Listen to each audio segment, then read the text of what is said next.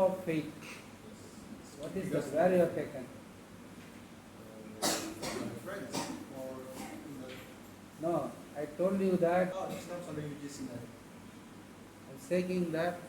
See, every semester, sorry, every seminar, the paper.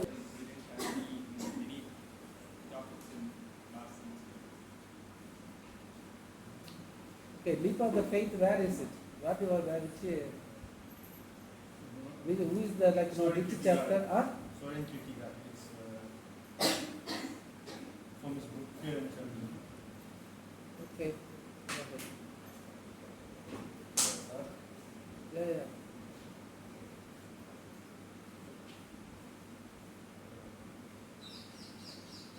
Introduction. Why does faith matter? What does it mean to have faith? Is it simply believing in something, or does it require a risk, a leap into the unknown?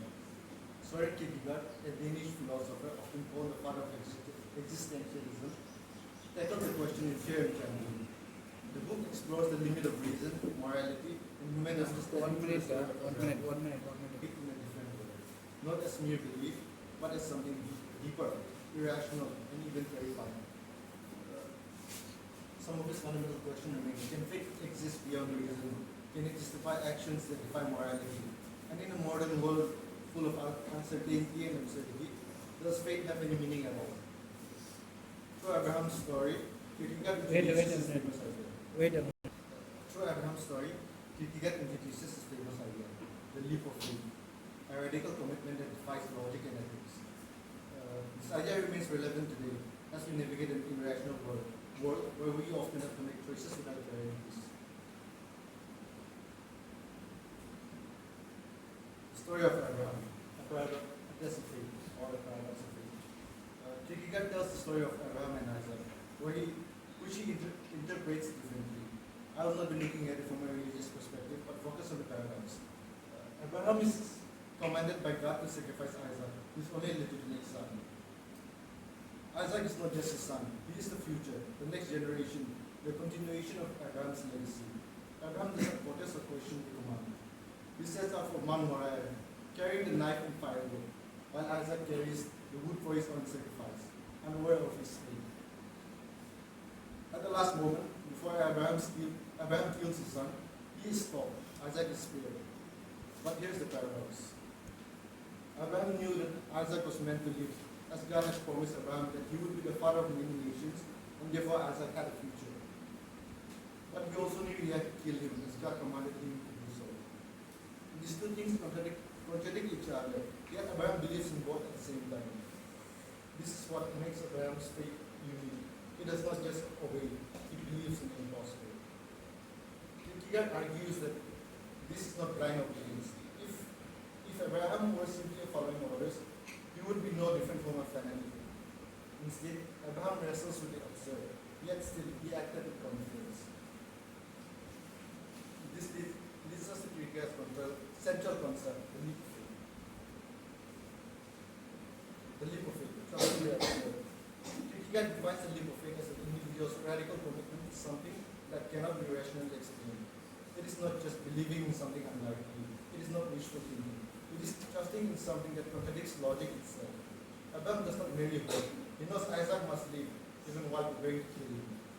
Kierkegaard emphasizes that this leap cannot be explained to others. It is personal, silent struggle. Abraham tells no one about his decision because faith cannot be justified rationally. This is why Kierkegaard calls faith an act of fear and trembling. Because true faith is terrifying. It requires risking everything with no rational safety net. To illustrate this, Kierkegaard introduces two figures. The knight of faith versus the knight of infinite resignation. Kierkegaard gives us two ways of dealing with the absurd. The knight of infinite resignation. The person accepts loss and goes on. The person accepts loss and lets go of what they love. They are tragic heroes who sacrifices everything for a noble cause, but in sorrow.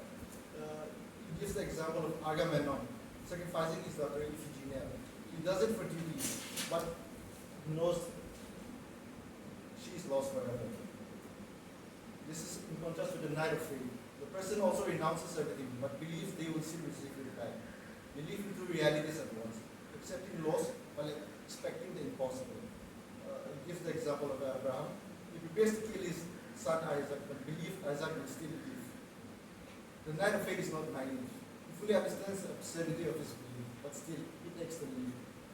This raises a question: does this mean faith justifies breaking moral law?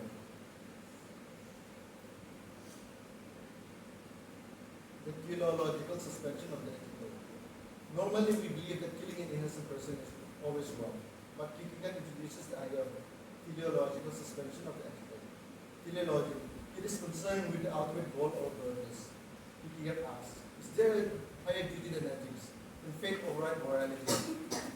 For anyone outside Abraham's perspective, he is a murderer, but in Kierkegaard's view, Abraham's faith put him in a category beyond morality. His duty, faith is higher than his duty to ethics. If faith allows us to break moral law, does it open the door to fanaticism? Kierkegaard answers no, because faith is deeply personal. Abraham does not try to convince others or justify his actions. True faith, he argues, cannot be universalized or imposed.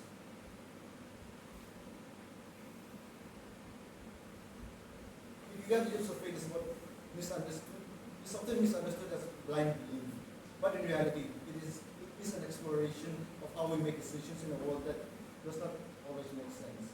In today's world, we face uncertainties everywhere, in career, politics, and in our personal life. We often have to make choices without knowing the outcome. We live in an age of information overload, where we constantly seek certainty, but certainty is impossible. Kierkegaard forces us to ask, can we act decisively even when we don't have all the answer? Can we take risks even when logic tells us not to? Are we willing to commit to something even when we know it might fail? Faith in Kierkegaard's sense is not just about religion, it is about how we navigate an absurd world. Abraham's story, one strip of its religious framing, is about facing an impossible choice and choosing to act anyways.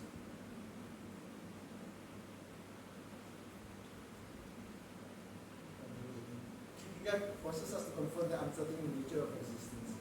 Life does not come with guarantee. We often face choices where reason and morality fails to give clear answers. Faith in a deeper sense is about committing to something without proof or certainty. In a modern world, we are constantly searching for security, but maybe true courage is found in embracing the absurd and leaping into the unknown. Kierkegaard does not tell us whether to take the leap. He only shows us Abraham standing on the mountain, willing to risk everything without knowing the outcome. The question then becomes, can we do the same? And yes, I'm a reference. The story of Abraham is the Holy Bible.